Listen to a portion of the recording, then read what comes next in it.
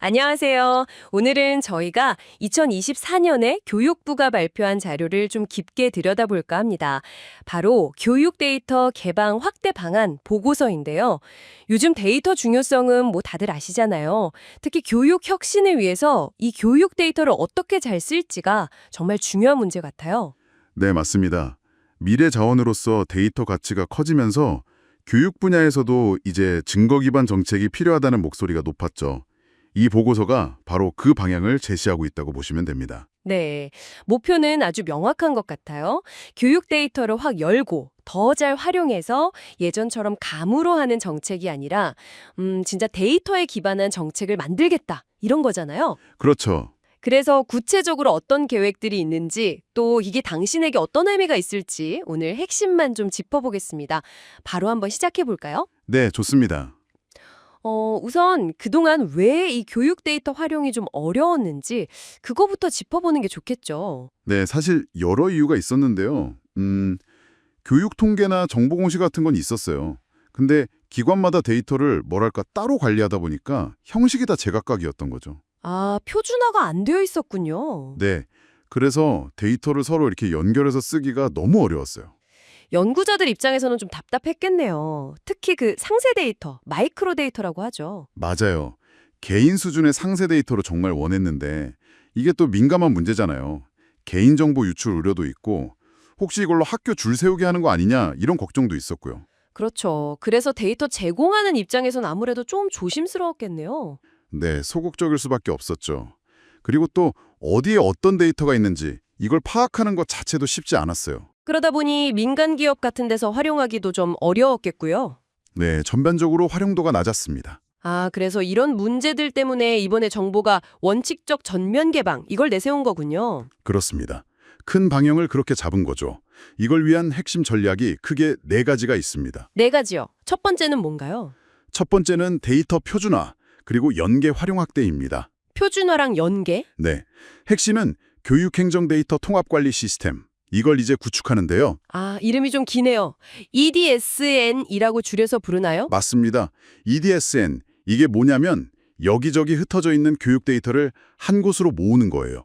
그래서 체계적으로 관리하고 분석할 수 있는 기반을 만들겠다는 거죠. 일종의 데이터 허브 같은 거네요? 네, 그렇죠. 그래서 나이스, NEIS나 K-에듀파인 같은 기존 시스템 데이터도 다 여기로 모으고 이걸 유치원부터 시작해서 평생교육까지 생애 주기별로 쫙 연결하겠다는 계획이에요. 와, 그 범위가 엄청나네요.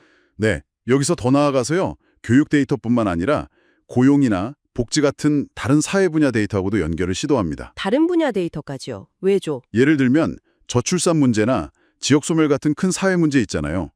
이런 문제들의 원인을 좀 더 깊게 파악하고 해결책을 찾는데 교육 데이터를 활용하려는 거죠. 예를 들어 교육 수준과 지역 경제 활성화의 관계 같은 걸 볼 수 있겠죠. 아, 데이터가 연결되니까 전혀 다른 차원의 분석이 가능해지겠네요. 흥미로운데요? 그럼 두 번째 전략은 뭔가요? 두 번째는 이제 연구자들을 위한 지원 강화입니다. 학술 정책 연구 지원인데요. TS라고 있습니다. 이걸 좀 더 쓰기 편하게 개편하고요. 제공하는 데이터 범위도 넓힐 계획이에요. 데이터 범위 확대라면 아까 말씀하신 그 마이크로 데이터 접근성도 좋아지는 건가요? 네, 예를 들어서요. 예전에는 학업 성취도나 수능 데이터를 샘플로 한 70% 정도만 줬거든요. 근데 앞으로는 자료가 3년 정도 지나면 개인 식별 정보는 완전히 제거하고 비식별 처리해서 100% 전수 데이터를 제공하는 방안을 검토 중입니다. 와, 100% 전수 데이터요? 대단한데요. 네, 그리고 민간 정보 같은 경우에도 비식별 처리를 해서 기초 지자체 단위까지는 제공할 수 있도록 검토하고 있고요. 개인정보는 철저히 보호하면서도 연구는 활성화시키려는 거군요. 그렇죠. 그 균형이 중요합니다. 아까 데이터 찾기가 어렵다고 하셨는데 그 부분에 대한 해결책도 있나요? 네, 그래서 교육 데이터 맵이라는 걸 구축할 예정이에요. 데이터 맵이요? 지도 같은 건가요? 맞아요. 어떤 데이터가 어디에 있는지 쉽게 찾아볼 수 있게 안내해주는 뭐랄까 내비게이션 역할을 하는 거죠. 아, 그거 정말 필요했겠네요. 연구자들이 데이터 찾느라 낭비하는 시간을 확 줄일 수 있겠어요. 네, 기대하고 있습니다. 자, 그럼 세 번째 전략으로 넘어가 볼까요? 세 번째는 민간과의 협력입니다. 민간과 함께 새로운 서비스를 창출하는 건데요. 민간 협력이요? 어떤 식으로요? 예를 들면 교육 공공 데이터 분석 활용 대회를 더 확대하고요. 민간 기업이 가진 데이터랑 공공 데이터를 안전하게 연계할 수 있는 체계를 만들려고 해요. 민간의 아이디어나 기술을 활용하려는 거군요. 그렇죠. 그리고 국민들이 실생활에서 편리함을 느낄 수 있도록 공공 마이데이터 서비스도 확대합니다. 대학 졸업 증명서나 성적 증명서 같은 거 있잖아요. 이런 교육 정보들을 마이데이터로 더 많이 제공할 계획이에요. 그럼 서류 떼려 다닐 일이 줄어들겠네요. 네, 그런 편의성 증대도 목표 중 하나입니다. 특히 주목할 만한 부분은 AI 디지털 교과서 중심의 생태계 구축인데요. AI 디지털 교과서요? 네, 단순 컨텐츠만이 아니라 플랫폼, P, 네트워크, N, 디바이스, D, 그리고 서비스, S까지 이른바 CPNDS 전체를 아우르는 생태계를 만들어서요. 학생 개개인에게 정말 딱 맞는 맞춤형 학습 서비스를 제공하려는 겁니다. 와, CPNDS 생태계.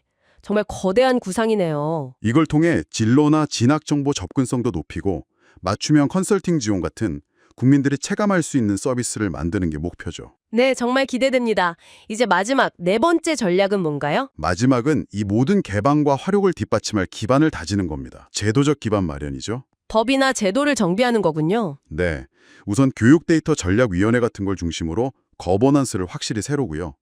학교 현장에서 데이터 처리 때문에 부담이 크다는 의견이 많았거든요. 그렇죠. 선생님들이나 행정실에서 힘드시겠죠. 그래서 교육부 장관이나 교육감이 가명 처리 같은 걸 대신할 수 있도록 법령 개정도 추진합니다. 가명 처리요? 네, 개인 식별 정보는 알아볼 수 없게 다른 정보로 대체하는 기술인데요.